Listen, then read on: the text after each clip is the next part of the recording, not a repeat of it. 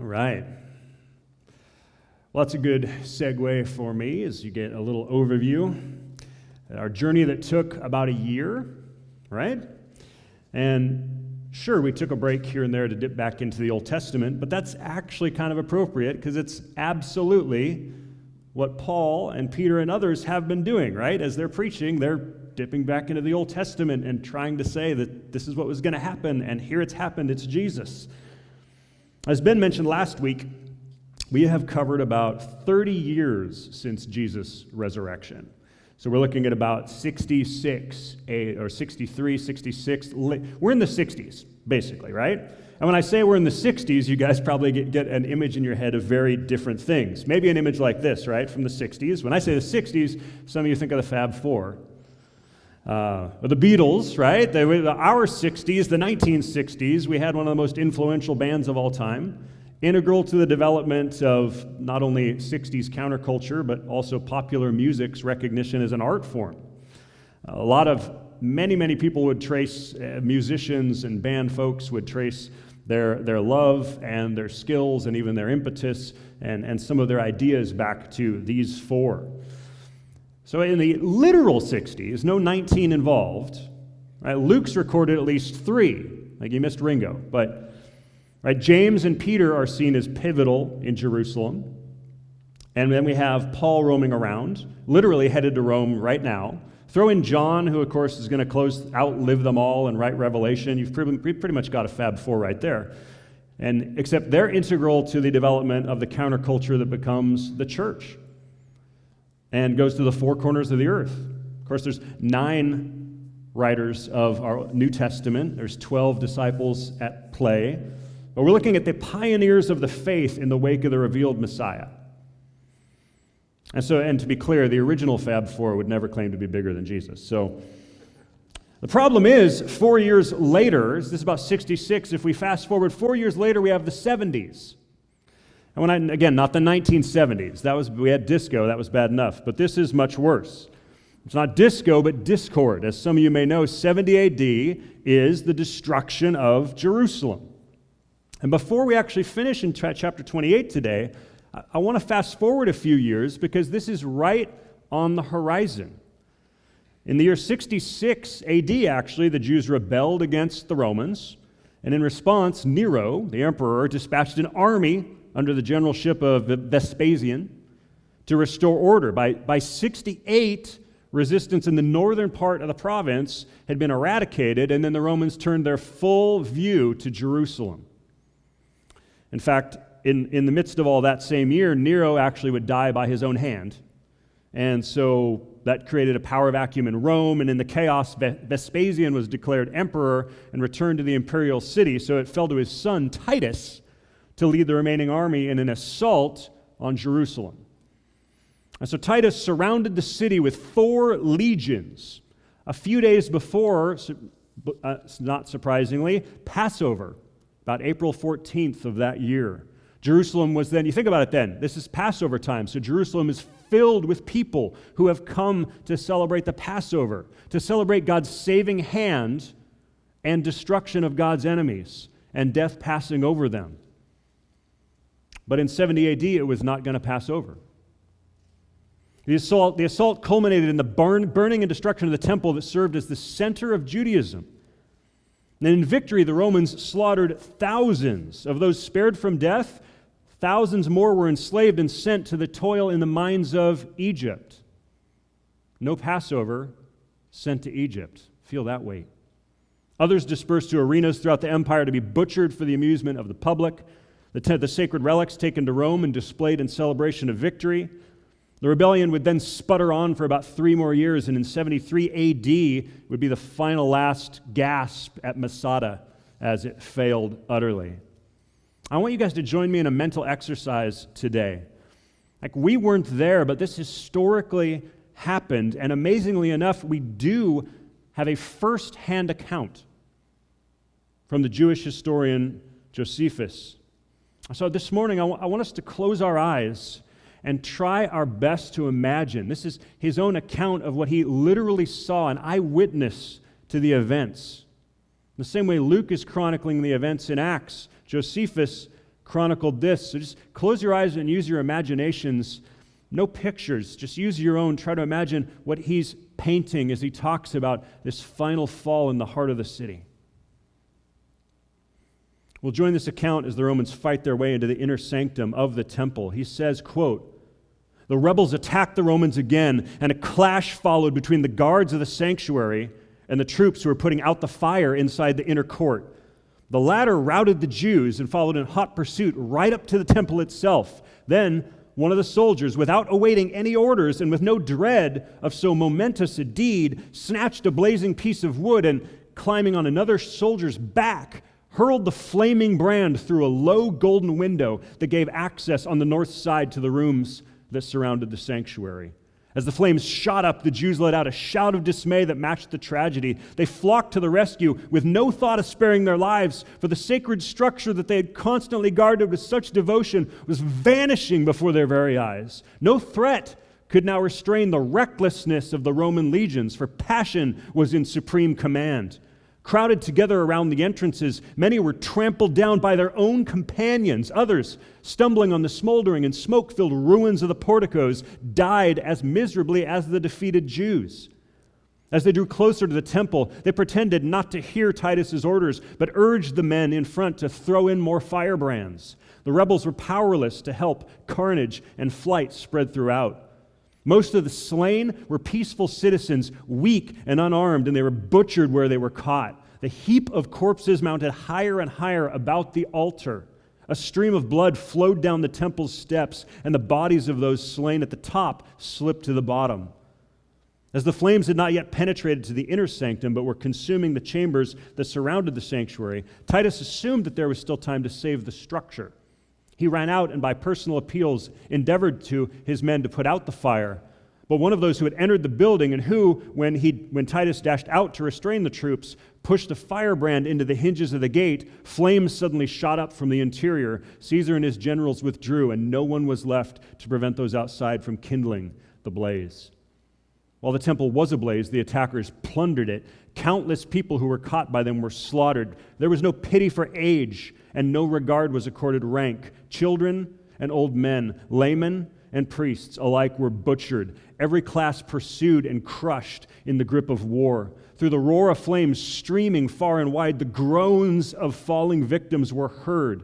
Such was the height of the hill and the magnitude of the blazing pile that the entire city seemed to be ablaze, and the noise, nothing more deafening and frightening, could be imagined.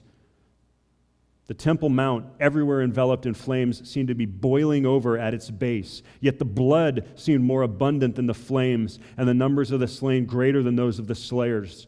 The soldiers climbed over heaps of bodies as they chased the fugitives, and the cries on the hill then blended with those of the multitudes in the city below. That history is coming as we finish up in Acts chapter 28 today. I want this historical, I want this geographical, architectural, very personal doom event to be in the back of our minds as we read this last chapter. Because if we just rewind, it's only 3 or 4 years earlier, Paul is on his way to Rome. He's captive to those accusations, as we saw in the video. Passed from Roman leader to Roman leader, and now he appealed to Caesar. Last week he was shipwrecked, but everybody survived, so now they're on the island of Malta, where we pick up this story. With this end of Jerusalem, the temple, looming in the minds that we have of history approaching. Let's pray. Father, we thank you as we finish the book of Acts today that you can illuminate our hearts and minds and put on us a great and heavy weight and sense of sobriety, and yet give us such great encouragement through the victory of Christ on the cross. So we thank you for what held Paul fast through all of these trials. I thank you that even as he faced death, he knew that his life was in you. So help us to finish this book well and look forward to living lives where by your grace and by looking to the steps you put before us, we can finish well as Paul did in your name. Amen. 28 begins, after we were brought safely through. We, by the way, gives you a little clue that Luke is traveling along, right? After we were brought safely through, we then learned that the island was called Malta. The native people showed us unusual kindness, for they kindled a fire and welcomed us all, because it had begun to rain and was cold.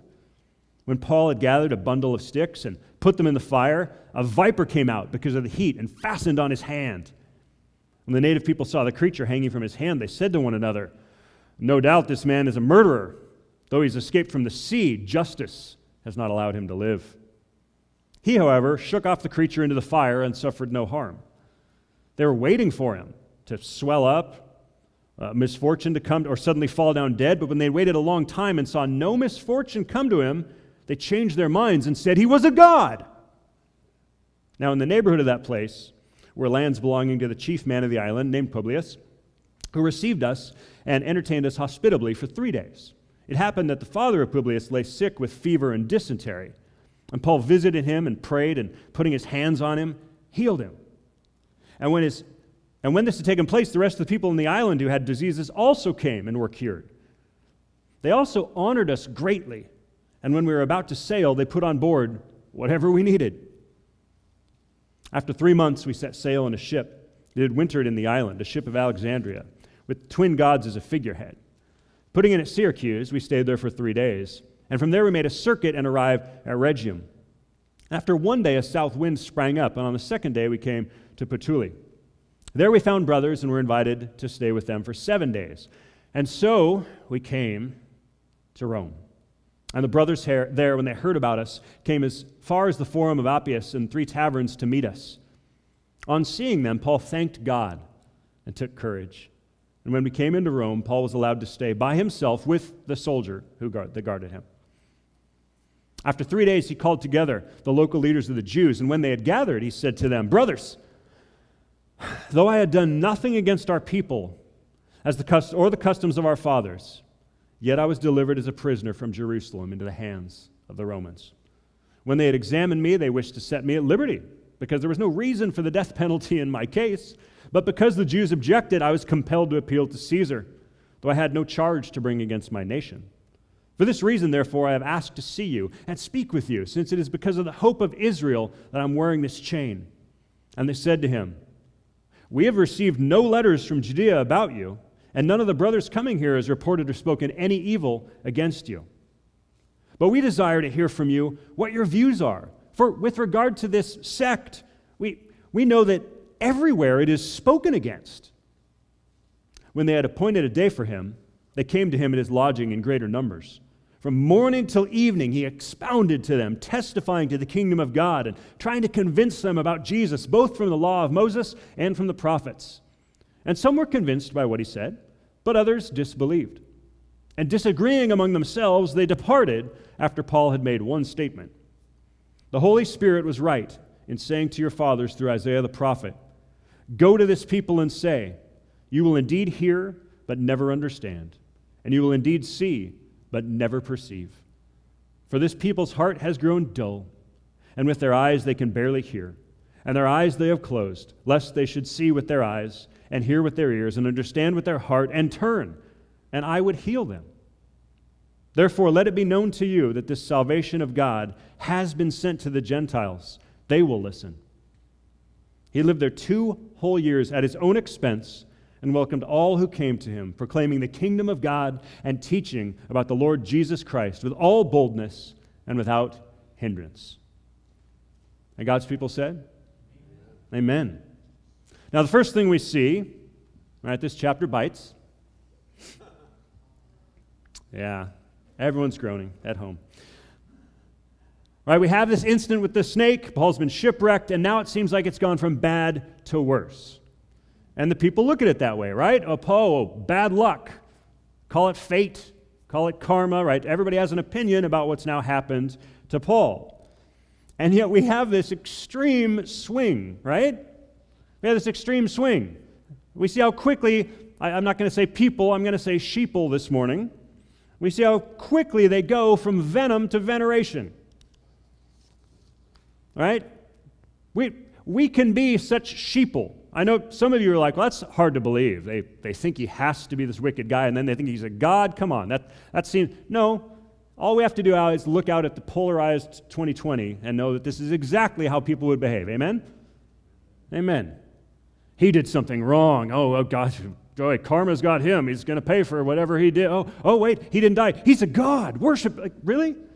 And we've seen this before. They tried to worship Paul as a god earlier in the book of Acts as well. That snake latches onto him. No doubt, this man is a murderer. So I'm talking about their venom, not the snake's venom. Oh, he has to be guilty. He has to be terrible. Look at this.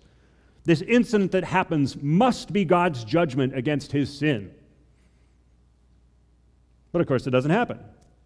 So, nothing happened. Miracle. He's blessed. God must love him. Or maybe he is one. Or maybe he's God incarnate. Paul would have been the first to dispel that, just like he did earlier when Paul and Barnabas were accused of being gods. Like, no, I'm not God incarnate, but let me tell you about him. His name's Jesus. The point being with this first section here is we really have to be careful, and Christians can be the worst at this. We can't be quick to judge what positive events or negative events, incidents, if you will, attribute to a person. We can't be quick to do that. And we do this with others. We do this with ourselves, right? Like maybe we know somebody's done something that upset us, and then something bad happens to them that week, and we're like, that's good. They got their comeuppance. God brought some... Really? Do we know why that happened? Did God come and give us a vision? Hey, this is why I'm doing this to your friend or your enemy. Right? So you're just assuming, right? And we've talked about all year, there have been many occasions through the book of Acts to talk about what happens when we assume. Same thing, something positive happens. You're like, why is this this person doesn't, why? God must be smiling on them. So what they're doing must be okay. Now see, we love to do this with ourselves too, right? Sometimes we're in sin. Sometimes we're doing some things, but bad things aren't happening to us in our life. So we're like, I guess, this must be all right. I guess God must not, he's winking at me on this one. We're good, we're okay. We judge whether God's approving of us or approving of our behavior, whether or not our life is going good or going bad. Or we look at other people's lives, like these people at Paul. God sometimes lets coals be heaped. God sometimes lets amazing things temporally, riches, great events, great opportunities. Somebody makes it in Hollywood, right? Look at all these celebrities. Just because good things are happening to somebody does not mean God approves of them. And just because bad things are happening doesn't mean that God is dishing out stuff, because there's got to be some sin in their lives. This was the problem in the book of Job, with some of Job's friends critiquing as well.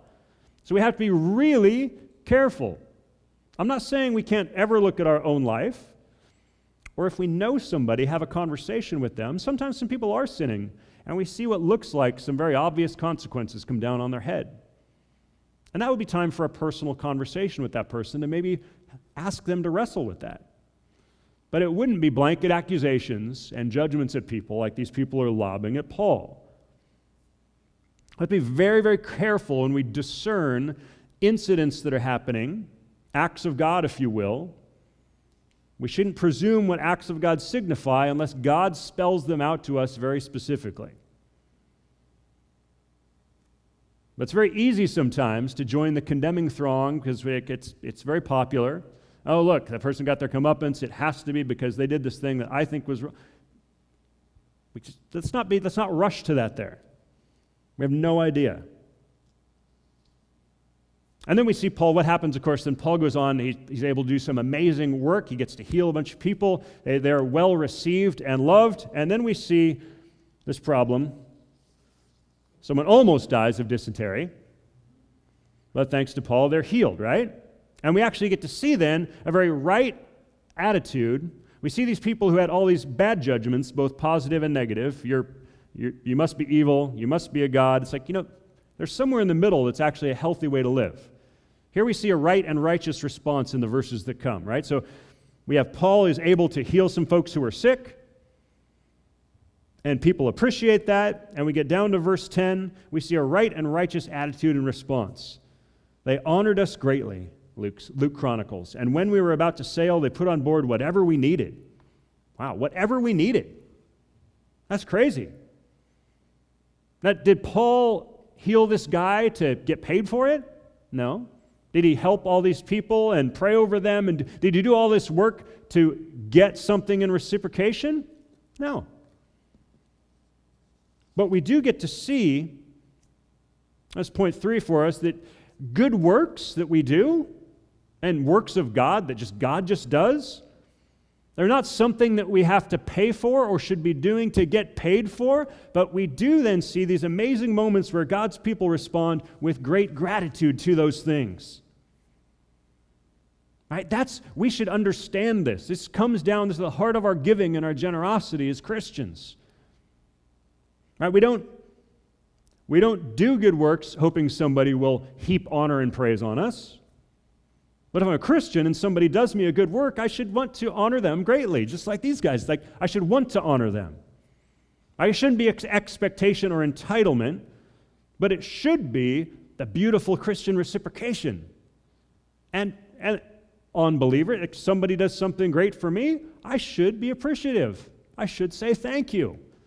As a Christian, I should respond in great gratitude and generosity to those who are loving toward me. Again, we're not called, on the other end, we're not called to be doing it to get that stuff. But as Christians in relationship, as God's people, we should be responding like we see these people responding to Paul and Luke and the whole entourage. My goodness, when they were about to set sail, they put on board whatever we needed. They were generous. They recognized that Paul cared, and they were very generous and loving in response. That's something I do love to see that when I see this in our church, when I see a member who's really loving and caring, and then they're in need and somebody comes alongside and they just get care heaped on them. I love those moments of interaction in our congregation or other churches. This is how we really see. This testifies that we believe what we talk about. Amen? Amen. So I want us to see how that happens. Like they fully load up a whole ship load of stuff for Paul and his folks as they head off to Rome. And of course, Paul then arrives in Rome, and he gets the opportunity to do what he wants to, what he loves to do, and what he does best, right? They want him to explain this sect that he's a part of. Now, sadly, they also begin by telling him, they don't seem to know much about it. They don't know much about this Christianity thing. They're like, tell us about it, and then they tell him something that's as true then, or true today as it was then, from the first century to now, as they say, everywhere it is spoken against. He's like, we may not know much about it, but we know there's a lot of people who have angry opinions about it. From the first century to now, we have to understand this about our faith. It's going to be spoken against. There's never going to be a day where everybody thinks Christianity is copacetic. And I think it's important for us to understand this at a deep level. I just be like, yeah, that's right, somebody's going to trash it. No, I need to actually inculcate that at a very, very deep level as a follower of God. Why is it important? Well, some of you are people pleasers in the room. I have to really get this in me deep to the marrow of my bones, because otherwise I'm always going to just be tempted day after day after day to compromise the gospel, because it is not going to be people-pleasing. Everywhere somebody's going to speak against it, and that's going to hurt me. The gospel is by nature offensive to human pride. James, you can do nothing to save yourself. James, in your sin, you deserve eternal damnation in hell, like we just spoke aloud in the Belgic Confession. That's offensive to my pride, something endemic to all of us. The truth of Scripture is our state apart from God, in and of ourselves. This word, in that state, it's against me. It's offensive to me. It's condemning me. And if something is naturally against me, my most natural reaction is to speak against it. I'm going to speak back against that. Oh, you tell me I'm condemned? Well, condemn you. Right? That's always going to be the nature of it. And so Christianity, we, you, me, we're never going to be devoid of detractors. And so the people pleasers in the room, some of you, if you're like I have been, and like some of you, say, well, if I just present it just right, if I just avoid the bits they find objectionable, no, it's going to be spoken against everywhere. Well, maybe I'll just leave out. So no, gospel editing isn't allowed either. I start editing the gospel, that's actually satanic. I think if you don't understand this, you'll be tempted to just hide the gospel or distort the gospel or be ashamed of the gospel or doubt the gospel. If any part of you thinks there's a chance it will be universally accepted and spoken well of, that's going to be a problem. You're always going to have this internal problem. And that's manifest then by what we see Paul as he shares next and testifies to the truth. We see some other facts. We see what Paul's enduring, and some of us, to some portion, may have to also steady ourselves and be tireless in the face of some of these similar things. 4 things. Here specifically, if I talked about Paul endured, I could have a very long list, but there's 4 we see right here, and as you just look in verse 25. When they'd appointed a day for him, they came to him at his lodging. So from morning to evening, right, he's tireless.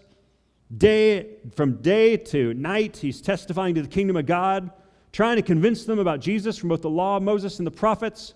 And it says, some were convinced by what he said, but others disbelieved, and disagreeing among themselves, they departed after Paul had made one statement. And we'll get to that statement. But we, like Paul, we have to be steadied and tireless in the face of, first of all, disbelief. Right? It's going to happen.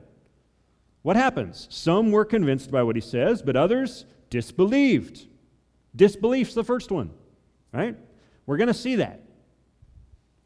Some were convinced, some disbelieved. And we see the second one. It says disagreeing among themselves. So there's going to be A, disbelief. B, disagreement. That's going to be the next one.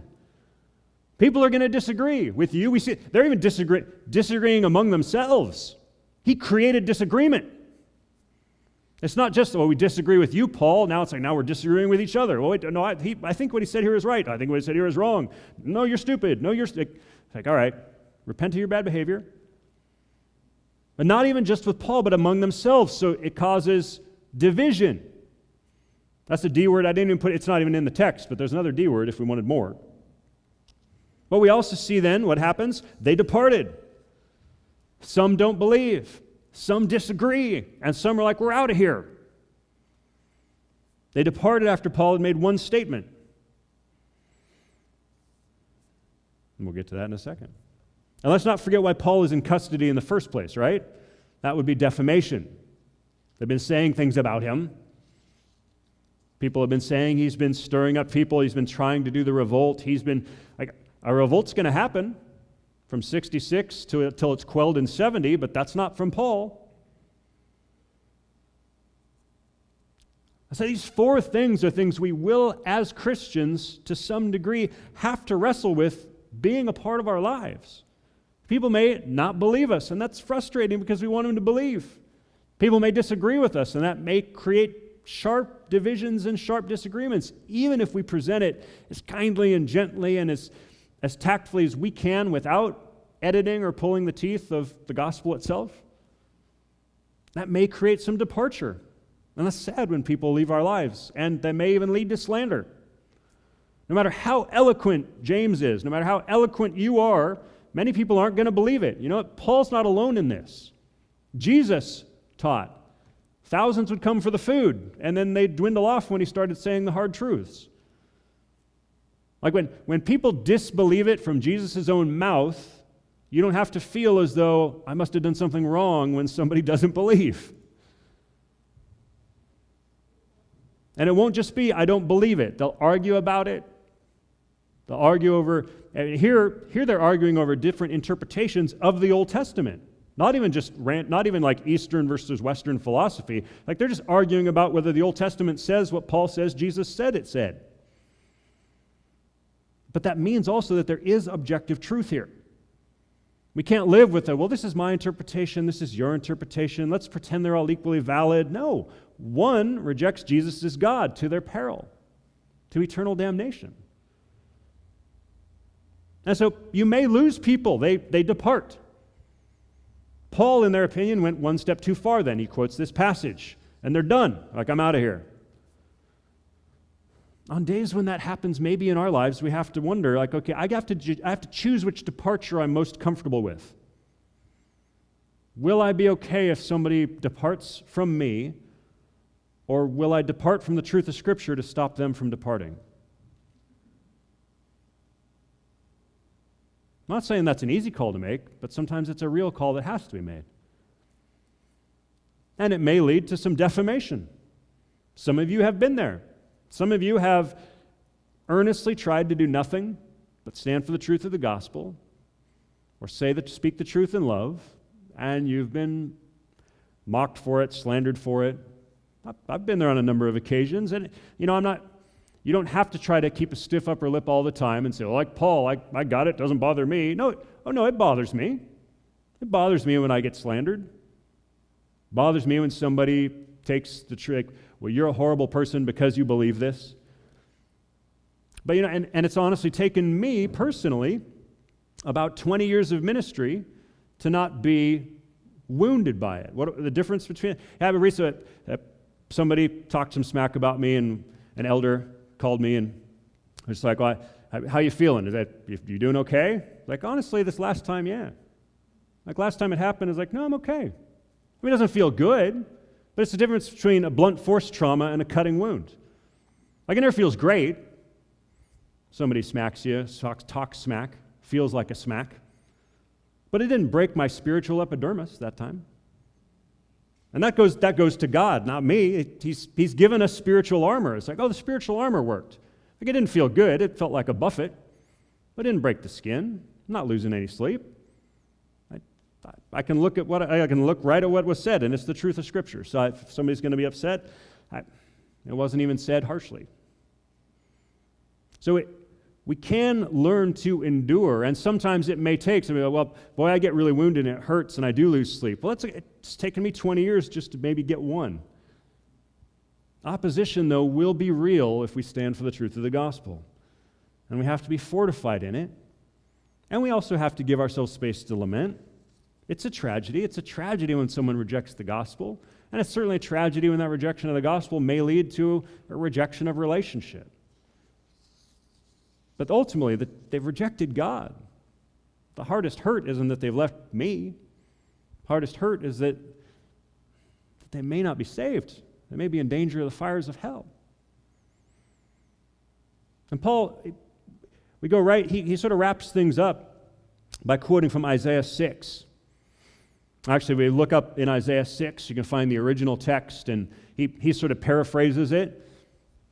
But we see he's quoting from Isaiah, and sadly we see what he's quoting proves true then, but it also proves true in our day too. Read Isaiah 6 starting in verse 8. I want you to think in mind think about rejecting the gospel, but also think about that account. Maybe close your eyes as I read Isaiah 6 and think about that first section we read about the destruction of Jerusalem and the carnage and the horror. I will read you Isaiah's vision from the Lord, which starts in Isaiah 6, verse 8. Isaiah says, "And I heard the voice of the Lord saying, 'Whom shall I send? And who will go for us?' Then I said, 'Here I am, send me.'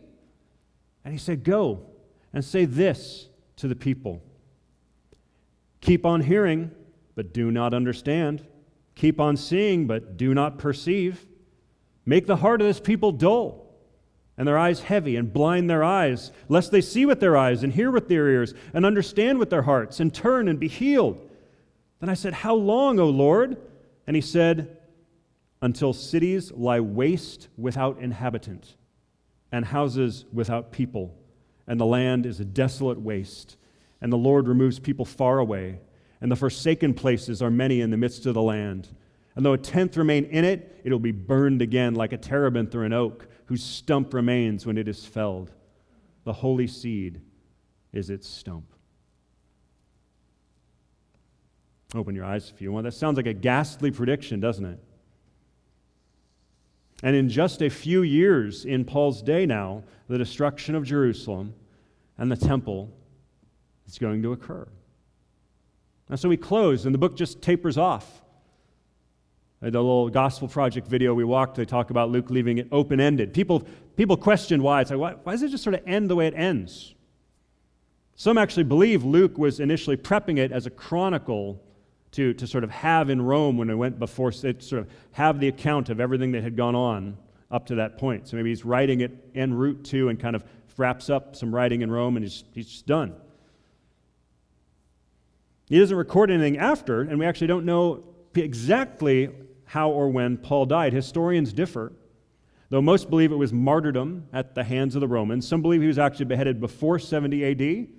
Some believe he was killed after the events, in the wake of the events in 70 AD. So he may have lived to see the destruction of the temple, or perhaps his death was a precursor to the prophecy being fulfilled.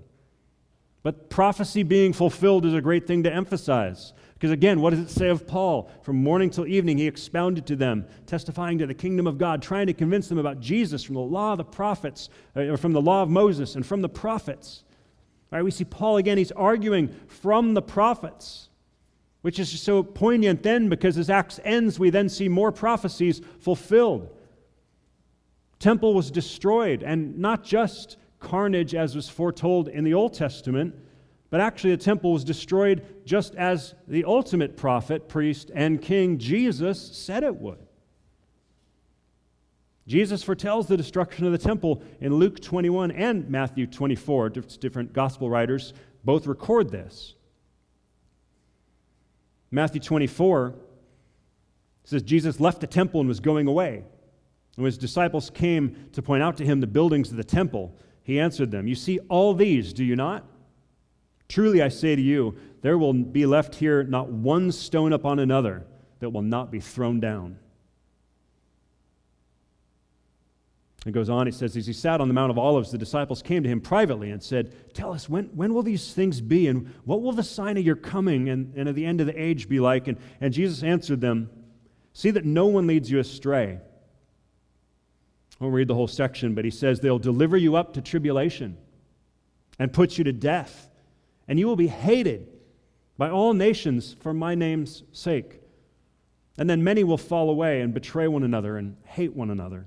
And many false prophets will arise and lead many astray. And because lawlessness will have increased, the love of many will grow cold. But the one who endures to the end will be saved. And this gospel of the kingdom will be proclaimed throughout the whole world as a testimony to all nations." He drops another tragic hint of what's coming. In Luke 23, a multitude was following Jesus, lamenting and turning to them. Jesus actually said, he said, "Daughters of Jerusalem, don't weep for me, but weep for yourselves and for your children. For behold, the days are coming when they will say, 'Blessed are the barren and the wombs that never bore and the breasts that never nursed.' Then they will begin to say to the mountains, 'Fall on us,' and to the hills, 'Cover us.'" When we hear the account of Josephus in 70 AD, we understand. People were massacred in the temple and on the hills, as Isaiah, others foretold, although a stump would remain, a holy seed. We move ahead those few years after Paul and this section we've read today. Remember, they were there to celebrate Passover. Death didn't pass over in 70 AD. The temple was destroyed, and 2,000 years later, it's never been rebuilt. Holy of Holies is gone. The place where only the high priest could access once per year, the Day of Atonement, to offer sacrificial blood to expiate his own sins and those of the nation and the people. That place was taken away just a few years after Acts ends. And why? Because it was no longer needed, friends. Because as Paul has been saying, there's been an ending and new beginning. There's been a transition. There's been fulfillment and revelation. Right? The promised Messiah the Old Testament had been promising has been revealed. And shortly thereafter, the only other method of atonement for sin is gone. We know this historically. In the 30s AD, Christ proclaimed he was the ultimate sacrifice, the ultimate Passover lamb. He went to the cross without sin. He was flogged and crucified, fulfilling prophecies from Isaiah 52, fulfilling prophetic words from David in the Psalms, fulfilling the Old Testament prophecies everywhere they're sprinkled. And a few decades later, then, Jesus' own prophecies about the temple would prove true, torn down. A man who literally changed the face of this planet, and that's without question, historically. To change Christianity has wrought in the wake of Jesus. You can't argue the face of the world has been massively impacted by that historically, globally. Whether or not you believe Jesus was God in the flesh, this man said he was the fulfillment of the Old Testament, and in the same century, the Jews' Old Testament method of having mediation between God and man was removed. What's Occam's razor say about that? What's the simplest answer to that? How can so many Jewish people from then till now not see and hear and believe what's right before them? Some do, by the way. The numbers actually aren't small when you look at the number of Jewish Christians in the world. They're actually surprising and encouraging. It's not now only Gentiles all the time. But why? The answer is they don't have ears to hear or eyes to see. Isaiah said it in the Scripture centuries before Christ, and Paul quotes it knowingly here at the end of Acts. And by the way, before any of us Gentiles starts to think we're any better, the reality is we don't have ears to hear or eyes to see. Sometimes I think maybe even 2,000 years later we do even worse, because 2,000 years later you and I have such amazing access that so many, our literacy is higher, our access to the Scriptures is 10 times higher. The accuracy of ability to understand them in a multitude of translations spoken in languages all around the world is immensely insane. And yet we don't have ears to hear or eyes to see, except by the grace of God regenerating our hearts and opening those eyes like Paul on the road to Damascus. Amen? All right, that's the good news, my friend, is that he is doing that. That's what Paul lived for. That's what Paul died for. And the question is as we look at that end of Acts and that time in history, the question is, will we believe it? That the God of the Bible is real and true. A triune God, Father, Son, and Holy Ghost. That as Paul would argue so vociferously and passionately with a fervor, not to be right, but because he had been flipped on his head because he was wrong. That God the Son became flesh and dwelt among us and lived a sinless life, died on a cross and paid the price for sin for all who believe. And as Paul writes to Timothy in his first letter to Timothy, he says, "Great indeed, we confess, is the mystery of godliness. He was manifested in the flesh, vindicated by the Spirit, seen by angels, proclaimed among the nations, believed on in the world, taken up in glory." And God's people said, Amen. May all who hear turn their hearts to Jesus in belief. If you haven't, I would invite you, I would implore you, like Paul would, believe in the God that Paul knew so well. Believe in Jesus. Believe and be saved from hell and damnation for the sin that we deserve. Believe, repent, be reconciled to God, and know eternal life in Him. Amen? Let's pray. God, we thank you for the book of Acts and the passion of not just Paul, but all those first century Christians, God. God, I think sometimes as I read, and maybe some others of us who have been steeped in the faith for a little while, sometimes we look at those passages and we sometimes almost think with some envy or some covetousness, oh, what would it have been like to see? And then we also look at the trials and tribulations and we say, thank you, Father, for where we are. God, we thank you for the passion and the testimony of their faith and how you, by your Spirit, use that to infuse us and infect us with the same vivaciousness. And I pray that you would help us in this holiday season, in a time when maybe this year has been harder, where maybe most of us would say we haven't endured trial and tribulation, but this year has brought a heaviness some of us haven't known before. God, I pray you would work in us. Give those of us who need a renewed passion for the gospel. Sprinkle back that flavor and the salt so that we have that desire and that craving, both a hunger to know you and to seek your word, but also to spread your word. And God, for any of us who have admittedly always been cold and never truly turned our heart, God, I ask that you would change those hearts today.